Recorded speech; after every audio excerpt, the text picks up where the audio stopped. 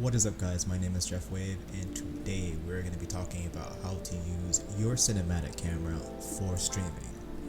Let's get started. So a lot of you probably already know about the Elgato Stream Card, and it's a pretty good device. It's just that in our case we're going to be using a free alternative which is called Tethering Software, and Tethering Software is when you connect your computer to your camera and use your computer as the capture device. So you could take pictures and essentially control all the settings on your computer, and we're going to take advantage of that and use it for streaming. So in our case we're going to be using the Sony A7 III, and we'll search up Sony Tethering Software. Good.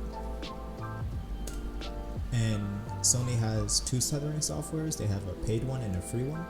Of course we're going to be using the free one, which is right here, and it's used with all of their cameras. So if you have any Sony, you'll be fine. I'm pretty sure Canon has its own version of something like this. And here is a more detailed overview of the software. You can edit photos, you could remote control your camera through your computer.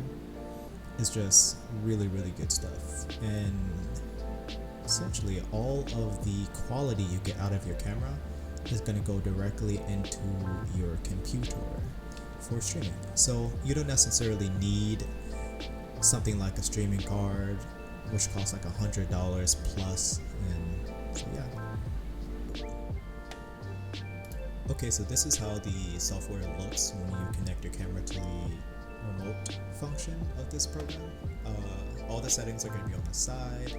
The quality is really bad now because it's using the live view mirroring, I guess, and once you press record, everything will start to improve in quality. So for example, I set it for 1080p, and it'll crop in, it'll get sharper, and things will get better. You can do this up to 4K, it's just that it'll crop a little bit more, so I'm not sure if you want that while streaming.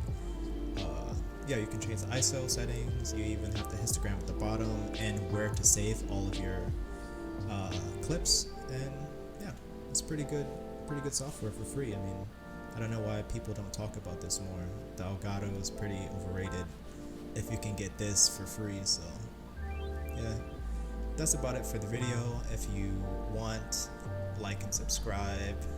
I'll be making more videos in the future, and with this being said, I'll see you guys next time.